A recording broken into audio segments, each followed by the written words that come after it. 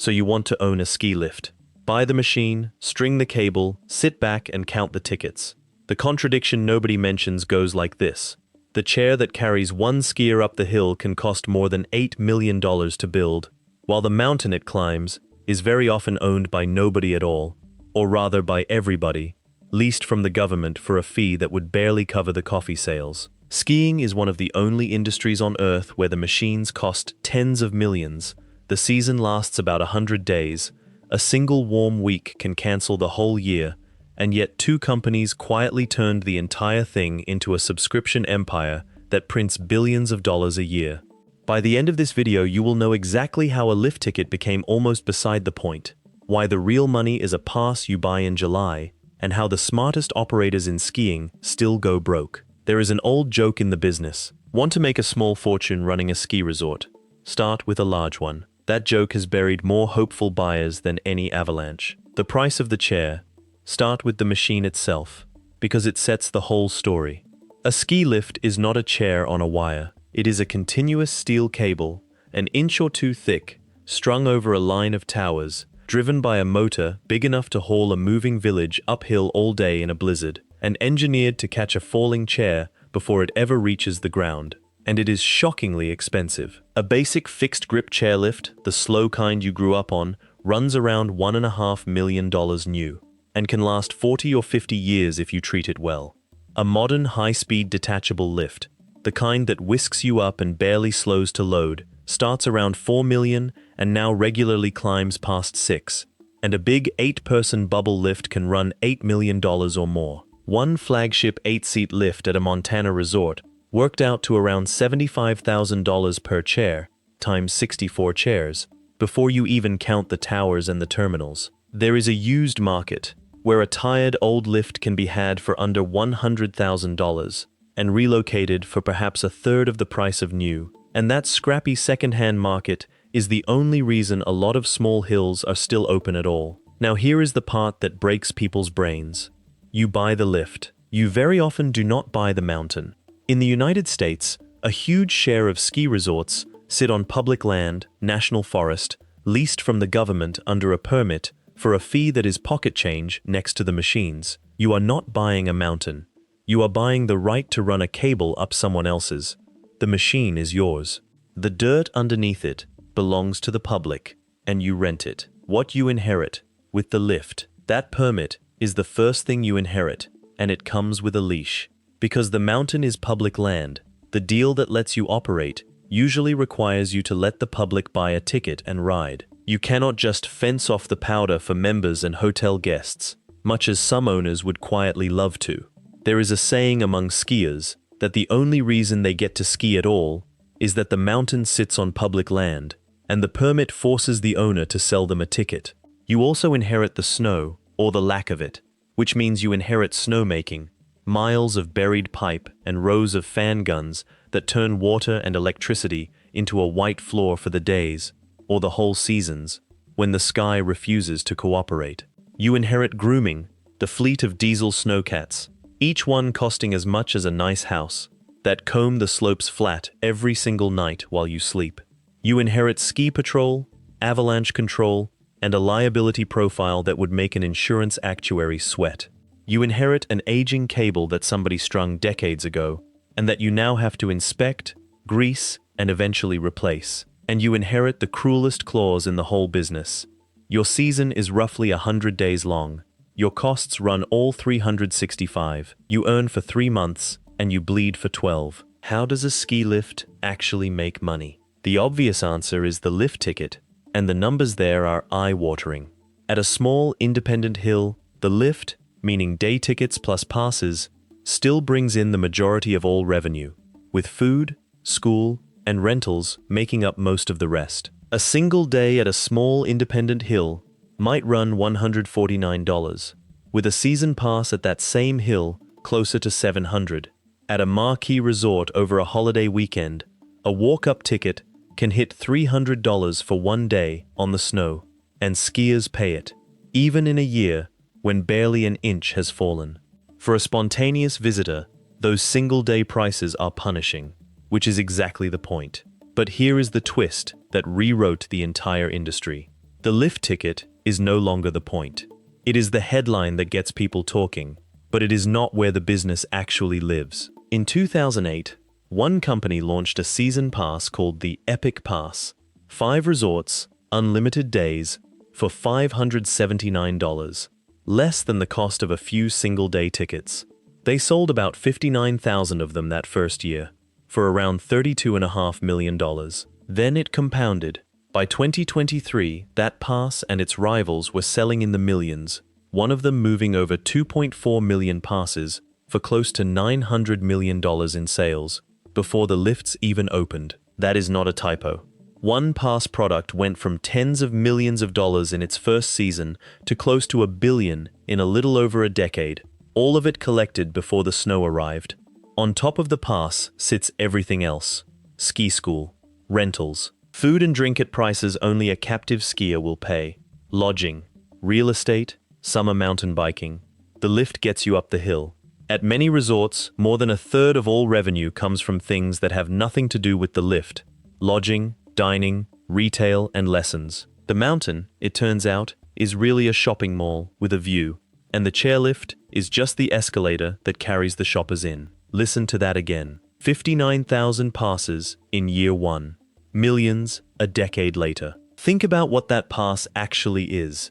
You are paying, in July, in shorts, for snow that has not fallen yet, on a mountain you might not stand on until January. You are pre-buying weather, and that is exactly why the resorts love it.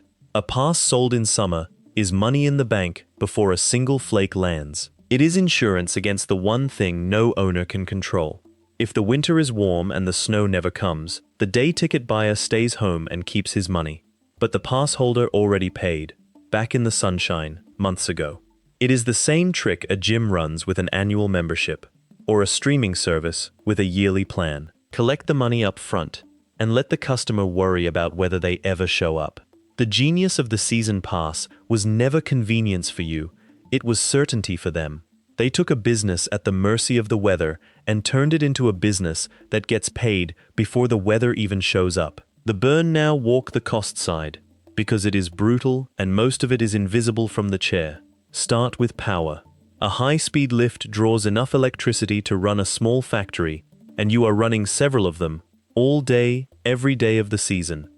Then snowmaking, which is the single biggest energy line at many resorts, pumping millions of gallons of water uphill and blasting it into the cold through hundreds of fan guns, just to build a floor the weather should have laid down for free. Then diesel, for the grooming cats that crawl the slopes all night, every night, so the surface is perfect by the time the first chair loads at dawn.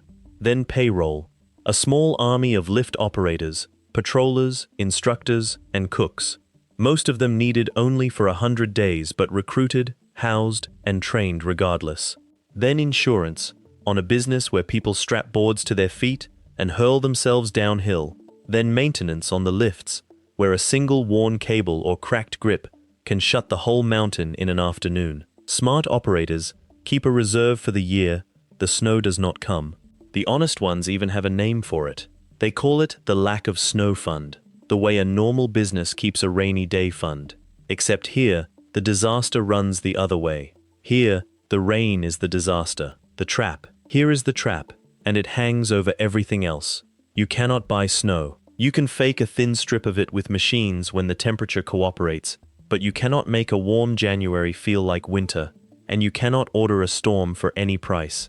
Every other cost you can plan for, but the product itself falls from the sky on its own schedule, or it does not fall at all. One warm December, one January rain, and the machines still hum, the payroll still runs, and the customers stay home. That is the weather trap, and no amount of clever pricing ever fully escapes it. But there is a second trap, quieter and just as deadly, and it is the lift itself.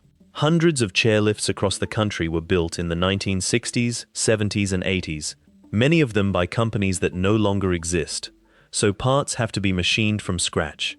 Even the first generation of high-speed lifts, the ones installed back in the 1990s, are now reaching the end of their lives. They are wearing out now, all at once.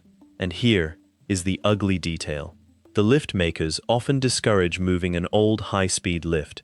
because reinstalling one is harder than building new, which strands the very machines a small hill might once have bought second-hand. And replacing one is not a repair. It is a multi-million-dollar capital project. A small hill running one tired old lift can wake up to a $6 million bill just to keep turning, a number bigger than everything that hill earns in a good year. The very machine that built the resort becomes the thing that closes it. You do not retire the lift retires you. And unlike a truck or a roof, there is no cheap version of a chairlift that still passes inspection. The banana that built skiing. To understand how this strange business was even born, go back to a railroad and a bunch of bananas. In 1936, the chairman of the Union Pacific Railroad, Averell Harriman, wanted a reason for wealthy Americans to buy long train tickets west. His answer was to build the first destination ski resort in the country, Sun Valley, in Idaho, a luxury lodge in the middle of nowhere that only made sense if his trains carried the guests to it. But he needed a way to get skiers up the hill better than a freezing rope tow, which in those days was often powered by a car engine, or even a horse. One of his engineers, a man named James Curran from Omaha, had once designed conveyor systems that hooked bunches of bananas and hauled them onto cargo ships without bruising them. Curran looked at those banana hooks and saw chairs. Replace the fruit with people, he figured.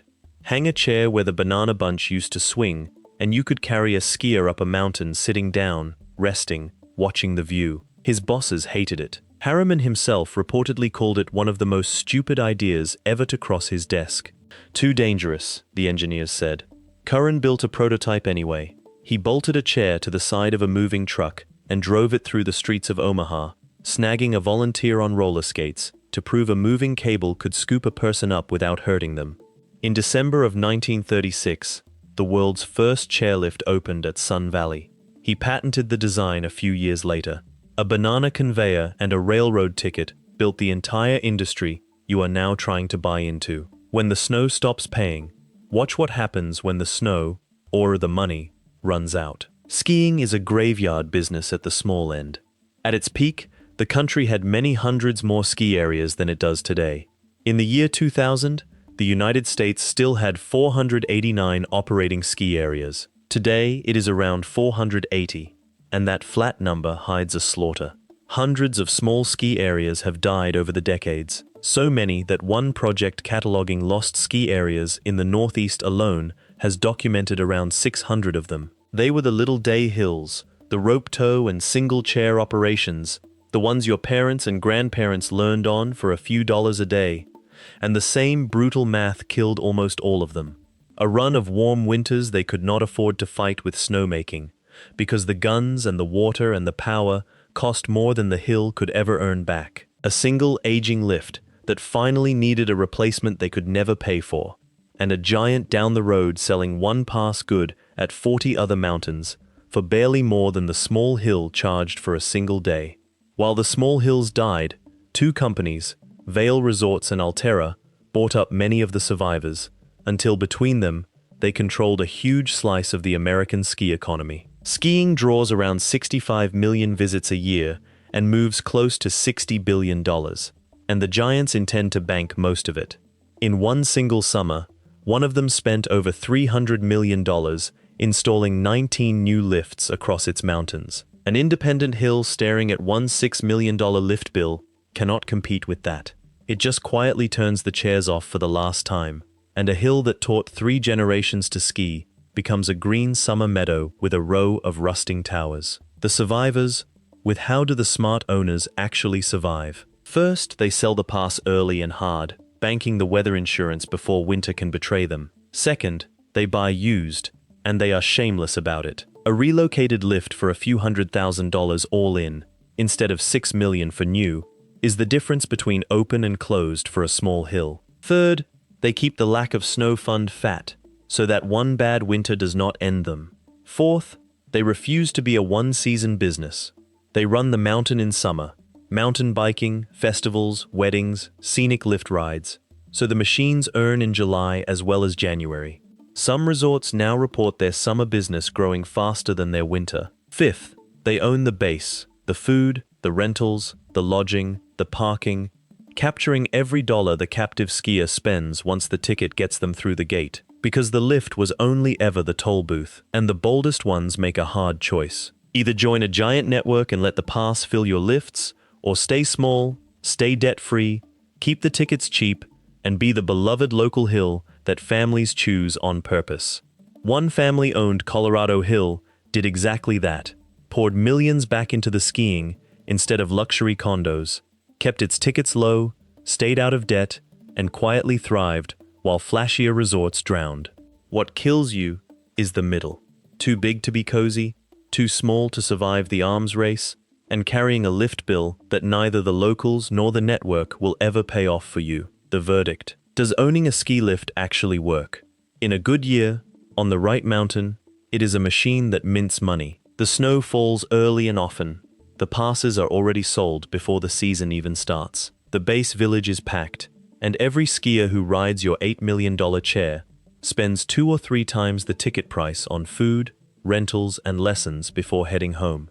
A well-located mountain with a paid-off lift and a loyal pass base is one of the best small monopolies in recreation, an annuity that pays in snow and appreciates in real estate. Even the giants stumble, though. The largest operator of them all recently watched its skier visits slide and its stock fall by more than half in 5 years, proof that scale is no shield when the snow and the customers turn. But in a bad year, the same mountain is a frozen money pit. The snow does not come, the day tickets vanish, the payroll and the power bill roll on regardless, and the one aging lift that carries the whole hill finally throws a grip and hands you a 7-figure repair bill you cannot cover. Skiing has minted a few great fortunes and swallowed a great many more. The line between the fortune and the money pit is not skill or effort or even location. It is whether it's snowed. The mountain does not care which one you turn out to be.